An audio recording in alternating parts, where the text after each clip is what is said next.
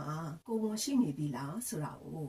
အစောဆုံးဘယ်အချိန်မှသိနိုင်မလဲဘလို့နီးလန်းနေနဲ့သိနိုင်မလဲဆိုတာကိုပြောပြပေးသွားမှာဖြစ်ပါတယ်။ကျွန်မကတော့ယခုလက်ရှိ UK နိုင်ငံကတာဖွားနဲ့မိရအတိုင်ပင်ခံအထူးကုဆရာဝန်ကြီးတယောက်ဖြစ်ပါတယ်။ဒေါက်တာမျိုးနတ်တာပါ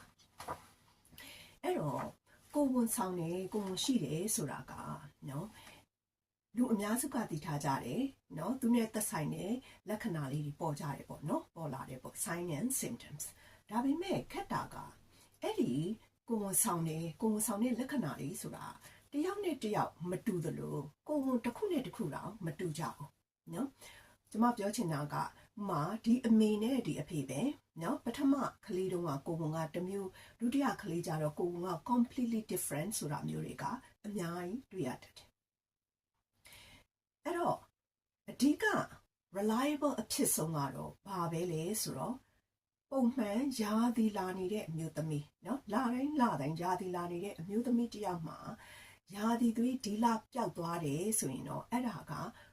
the most reliable sign လို့ပြောလို့ရတယ်တနည်းအားဖြင့်ဒါဖြစ်နိုင်ခြေအရှိဆုံးလက္ခဏာတစ်ခုပဲเนาะကိုယ်ဝန်ရှိတယ်လို့ပြောလို့ရတယ်เนาะရှိမယ်လို့တွက်လို့ရတယ်ဖြစ်နိုင်ခြေအရှိဆုံးလက္ခဏာတစ်ခုပဲကျန်တဲ့တခြားတွဲပြီးလာတတ်တဲ့ဟာတွေကတော့ဘာတွေရှိလဲဆိုတော့ရင်သားနာတယ်တင်းတယ်အဲ့ဒါမျိုးလေးတွေဖြစ်တတ်တယ်ဘာလို့လဲဆိုတော့ဟော်မုန်းအပြောင်းလဲကြောင့်ဘာလို့လဲဆိုတော့ဒီဟော်မုန်းတွေကဒီရင်သားထဲမှာရှိတဲ့ tissue လေးတွေ cells တွေကိုသွားပြီးတော့ act လုပ်တယ်ဘာလုပ်တာလဲဆိုတော့ကလေးမွေးလာဖို့ကိုယ်ဝန်ဆောင်ဖို့ကလေးမွေးလာဖို့အတွက်ကြိုပြီးတော့ပြင်ဆင်နေတဲ့ very early stage အရင်အစောဆုံးပြင်ဆင်နေတဲ့အချိန်လေးလို့ပြောလို့ရတယ်အဲ့တော့ရင်သားနဲ့ပတ်သက်တဲ့ပြောင်းလဲမှုလေးတွေရှိတယ်တချို့ကကြတော့ဘာဖြစ်လဲ unusually tired အဲ့ဒါကတော့ very common ဖြစ်တယ် unusually tired ဆိုတာပုံမှန်လို့မဟုတ်ဘူးခါတိုင်းလို့မဟုတ်ဘူးအရန်ကိုပင်ပန်းနေတာမျိုးပေါ့နော်အဲ့ဒါမျိုးလေးကလူတော်တော်များများမှာဖြစ်တတ်ကြတယ်တချို့မှာတော့ဖြစ်တတ်တာဘာလဲဆိုတော့ nausea with or without vomiting ပေါ့နော်အန်ဂျင်နဲ့တချို့ကတော့အန်နဲ့တချို့ကတော့အန်ဂျင်နဲ့စိတ်ပဲဖြစ်နေတာလေအန်နဲ့ဒါပေမဲ့တကယ်တမ်းဒီလောက်ကြီးအစာတွေအန်ထွက်ရလာအောင်တော့မအန်ဘူးဒါကို morning sickness လို့ခေါ်တယ် morning sickness လို့ပြောပြီးမဲ့လေတကယ်တမ်းမှာကျတော့တဏီကုန်းဖြစ်ချင်တဲ့အချိန်မှာဖြစ်တာပဲ morning sickness မလို့မနေ့ကမှဖြစ်တာမျိုးမဟုတ်ဘူးညကြီးဖြစ်ချင်လဲဖြစ်မယ်တဏီကုန်းဖြစ်ချင်လဲဖြစ်မယ်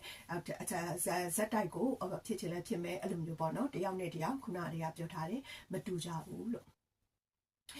တချို့ကြတော့အဲ့ morning sickness နဲ့တွဲပြီးဘာဖြစ်လာလဲဆိုတော့အစားအသောက် particular တချို့အစားအသောက်တွေကိုအရန်အန်ချင်တာတချို့အစားအသောက်တွေကိုအရန်ကိုမြင်လို့တွေ့လို့မရအောင်စားဖို့နေနေတာအဲ့လောက်ထိတောင်ဖြစ်တတ်တဲ့လူတွေရှိတယ်ဥပမာဆိုရင်ကွယ်